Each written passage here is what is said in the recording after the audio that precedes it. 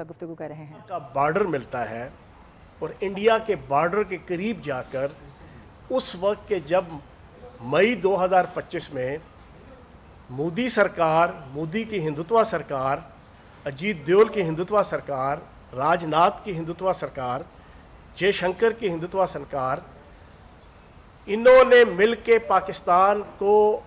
D stabilise کرنے کے لیے اور پاکستان کو معاذ اللہ صفحہ ہستی سے مٹانے کے لیے غلط فہمی کا شکار ہو کر نتن یاہو اور اسرائیل کے دیے ہوئے پرپوزل کے اوپر کہ ہم نے 4 سال پاکستان کے اندر اتنا غدر مچا لیا ہے نقد کوکا کی تحریک کے ذریعے سے کہ اب پاکستان کے اندر بڑی نفرت ہے اور پاکستان کے اندر کوئی بھی اپنی فوج کے ساتھ کھڑا ہونے کو تیار نہیں ہے، تو تم ایک جھوٹا پہلگام کا وقوعہ رچاؤ اور اب جا کر تم پاکستان کے اوپر حملہ کر دو۔ پاکستان پہ حملہ ہوا، پوری دنیا نے دیکھا کہ پوری پاکستانی قوم بنیان مرصوص بن کے ان اللہ یحب الذین یقاتلون فی سبیلہ صفا کانہم بنیان مرصوص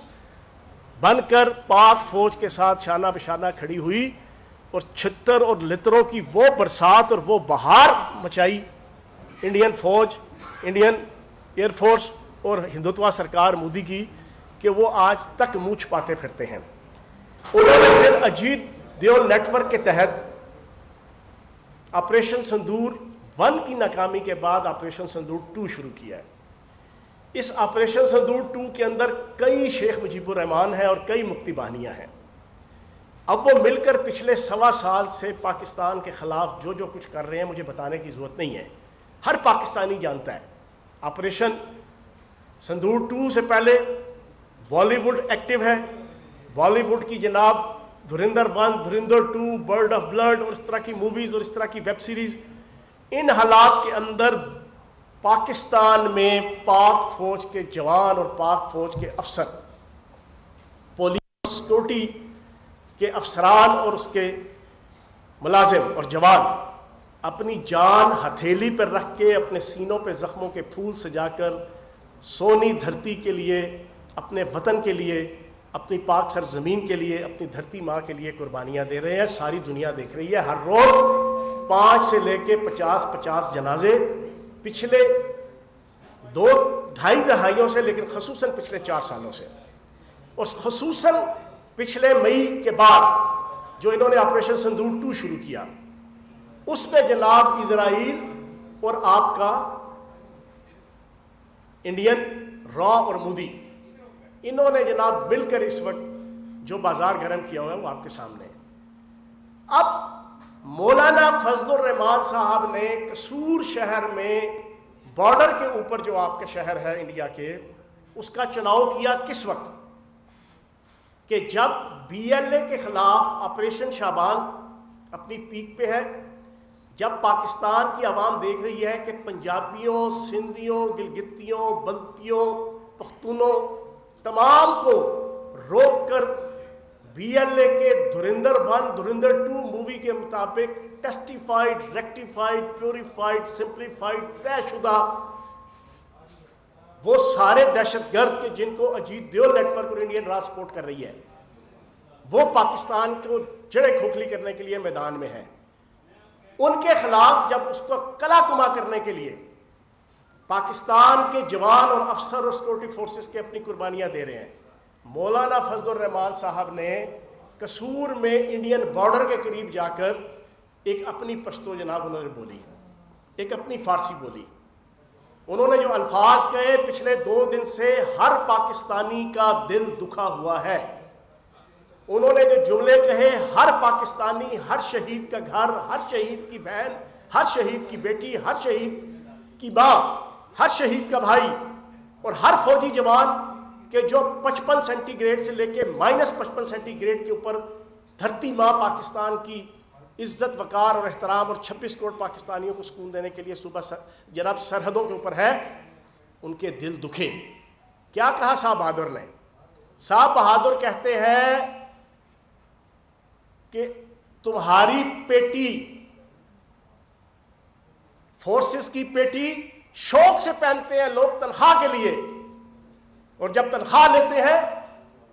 تو پھر اس کے اوپر اگر شہید ہو جاتے ہیں تو اس کے اوپر اتنا تمہیں کیا اعتراض اور کیا گلہ اور کیا ماتم اور کیا دکھ. یہ مفہوم تھا ان کا پہلا. دوسرا انہوں نے کہا کہ تم ہمارے ٹیکسوں سے پلتے ہو. فوج کو کہا, فوج کے جوانوں کو, فوج کے افسروں کو, فوج کی قیادت کو, تم ہمارے ٹیکسوں کے پیسوں سے پلتے ہو, تمہاری اوقات کیا ہے کہ تم ہمارے اوپر حکم چلاؤ. اور تیسرا یہ کہا کہ جناب تم نے یہاں سے چلے جانا ہے, ہم نے یہاں پر سدا رہنا ہے, اور ہم حقیقی جمہوریت کے لیے جدوجہد کر رہے ہیں. مولانا فضل الرحمان صاحب, پورا پاکستان جانتا ہے کہ میرا سٹائل کیا ہے, میرا انداز کیا ہے, انداز گفتگو کیا ہے, لیکن میں آج بڑے ادب کے ساتھ, دلیل کے ساتھ آپ کے سامنے کچھ باتیں کروں گا, غلیل کے ساتھ نہیں. اپنا ٹپیکل جو میرا سٹائل ہے میں اس کو ابھی فی الحال ایک سائڈ پہ رکھ رہا ہوں. میں آپ سے پوچھوں گا کہ پاک فوج کے جوان اور افسر تنخواہ کے اوپر کام نہیں کرتے. آج کی میری پریس کانفرنس سب سے پہلے تو میں اس کو نام کروں گا میجر عدنان حیدر شہید کے اوپر, اس ایس ایس جی کے کمانڈو, اس جرأت مند, اس دلیر جوان کے اوپر, کہ جس نے جب اپنی بنو کے اوپر فتنۃ الخوارج, فتنۃ الہندوستان, جس کی بنیاد مولانا فضل الرحمان صاحب کی پارٹی نے اور اس کی ایم ایم اے کی قیادت نے 2002 کے اندر رکھی, جس کا میں آئی وٹنس ہوں, اس بنو کے اندر جب اٹیک کیا انہوں نے, تو اپنے فوجی جوان کی جان بچانے کے لیے اس S S G commando major Adnan Haider نے اپنے آپ کو اس کے اوپر ڈال کر اپنی جان جانے آفرین کی سپرد کی تھی. وہ 1 لاکھ 2 لاکھ کی تنخواہ کے لیے نہیں کی تھی. آج کی press conference major Adnan Haider شہید کے نام. آج کی پریس کانفرنس آج سے 3 دن پہلے ایس ایس جی کے کمانڈو تحسین شہید خزدار کے اندر شہید ہوا, اس کے نام, کہ جس نے 5 دہشت گردوں کو جہنم رسید کرنے کے بعد سینے پہ گولی کھا کے شہادت لی. 50,000 لاکھ کی تنخواہ کے لیے نہیں, 26 کروڑ پاکستانیوں کو سکون دینے کے لیے, میری ماؤں, بہنوں, بیٹیوں کی عزتوں اور عصمتوں کو اس ہندو فوج کی اور اس ہندوتوا سرکار کی جناب ناجائز خواہشات کے رستے میں بند باندھنے کے لیے اس نے دی. اور آج کی پریس کانفرنس تحسین شہید کے اس والد کے نام, جس نے اپنے بیٹے کی میت پہ کھڑے ہو کے جھوم جھوم کے نعرے لگائے, پاکستان زندہ باد, جیوے جیوے پاکستان, راج دلارا پاکستان, آنکھ کا تارا پاکستان, اول و آخر پاکستان, ہم سب کا پیارا پاکستان, سب سے پہلے پاکستان. اس طرح ہاتھ لہرا کر تحسین شہید کے بعد 50,000 کی تنخواہ کے لیے جنا یہ نعرے نہیں لگائے تھے. آج فیاض چوہان کا بیٹا -55 کی جناب سینٹی گریڈ کے اوپر کشمیر کے بارڈر کے اوپر, سیاچین کے بارڈر پہ اگر کوئی قربانی دے رہا ہے تو اس نے تنخواہ لینے کے لیے نہیں بھیجا. مولانا فضل الرحمان صاحب, اور مولانا فضل الرحمان صاحب, آپ نے اس بیان کے ذریعے سے نبی پاک صلی اللہ علیہ وآلہ وسلم سے لے کے خلفائے راشدین سے لے کے آج تک مسلمانوں کے تمام شہداء کی تصحیح کی ہے. میں ایک اللہ پاک کے کرم سے لٹریری خاندان سے ہوں اور دیوبند خاندان سے ہوں, جس کا تم ناجائز تاج اپنے سر پہ بٹھا کے اپنے پورے خاندان کو پالنے لگے ہو. نبی پاک صلی اللہ علیہ وسلم کے دور میں مسلمانوں کا اصول ہے مال غنیمت تقسیم ہوتا تھا تمام فوجیوں میں. وہ کیا تھا؟ حضرت ابوبکر صدیق رضی اللہ عنہ کے دور میں ہم جنگ اور غزوات میں مال غنیمت تقسیم ہوتا تھا فوجیوں میں, جوانوں میں. وہ کیا تھا؟ پھر سیدنا حضرت عمر فاروق رضی اللہ عنہ نے باقاعدہ فوج کی تشکیل کی, تمام افسران جوانوں کی پراپر اندراج کر کے مسلمانوں کی ہسٹری میں پہلی دفعہ فوج کا جناب تنخواہ مقرر کی. وہ کیا تھی؟ آج تک جتنے پاکستان سے لے کے مسلمان جتنے شہید ہوئے سارے کے سارے جناب اس وقت سے لے کے آج تک تنخواہ کے اوپر ہوتے ہیں. آپ نے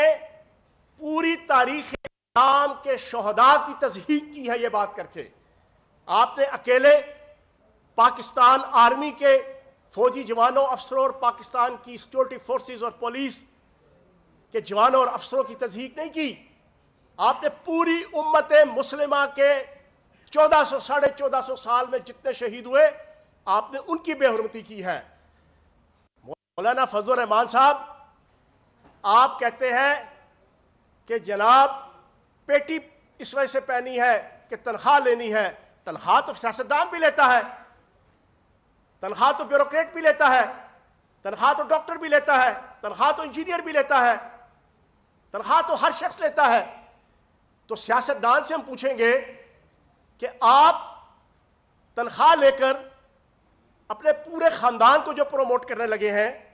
آپ کے بیٹے نے اسی جلسے میں کہا کہ جناب حقیقی جمہوریت کے لیے ہم جنگ لڑ رہے ہیں۔ او خدا کے بندے، تمہارا باپ 55 سالوں سے جے یو آئی فضل الرحمان کا امیر ہے، اور کون سی جمہوریت؟ دنیا کی کسی جمہوریت میں مجھے بتاؤ، دنیا کی کسی جمہوریت میں کہ جہاں پر 2 ٹینیور سے زیادہ وزیر اعظم اور صدر ہوتا ہو، 5-6 سال سے زیادہ کوئی پارٹی کا سربراہ ہو، 55 سال سے،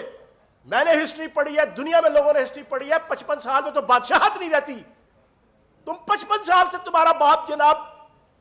پارٹی کا ہیڈ ہے، اور تم کہتے ہو حقیقی جمہوریت، لوگوں کو بے وقوف بناتے ہو جمہوریت کے نام پہ بھی، اور تم نعرہ لگاتے ہو حق چار یار کا۔ حق چار یار کا آپ کو سٹائل آف پالیٹکس پتہ ہے کیا تھا؟ حضرت ابو بکر صدیق رضی اللہ عنہ نے دنیا میں جانے سے پہلے عبد الرحمن بن ابو بکر یا محمد بن ابو بکر رضی اللہ عنہ کو یا کسی اپنے بیٹے کو نامزد نہیں کیا تھا۔ حضرت عمر رضی اللہ عنہ، سیدنا حضرت عمر رضی اللہ عنہ، انہوں نے جب کمیٹی بنائی، صحابہ نے کہا یا امیر المومنین، آپ نے عبداللہ بن عمر رضی اللہ عنہ کا نام نہیں شامل کیا، حالانکہ نبی پاک صلی اللہ علیہ وسلم کے معیار خلافت تقوی اور صلاحیت دونوں پہ پورا اترتے تھے۔ قربان جاؤں سیدنا حضرت عمر فاروق رضی اللہ عنہ کے جواب کے اوپر، انہوں نے کہا اس کے نااہل ہونے کے لیے یہی کافی ہے کہ وہ خلیفہ وقت کا بیٹا ہے، انہوں نے نہیں نامزد کیا۔ حضرت عثمان غنی رضی اللہ عنہ نے جناب اپنا کسی بیٹے کو نامزد نہیں کیا، مولا علی کرم اللہ وجہہ نے کبھی اپنے بیٹے کو نامزد نہیں کیا، وہ مسلمانوں کے اکابرین نے مل کے جناب حضرت امام حسن کو جناب خلیفہ بنایا۔ اور تمہارے خاندان کے اندر رحمان کا فضل بھی تمہارے پہ، رحمان کا لطف بھی تمہارے پہ، رحمان کی ضیاء بھی تمہارے پہ، رحمان کے جناب ہر قسم کی موجیں بھی تمہارے پہ۔ اس الیکشن کے اندر جو پچھلا گزرا، مولانا فضل الرحمان الیکشن لڑ رہے ہیں، آپ کا لطف الرحمان الیکشن لڑ رہے ہیں،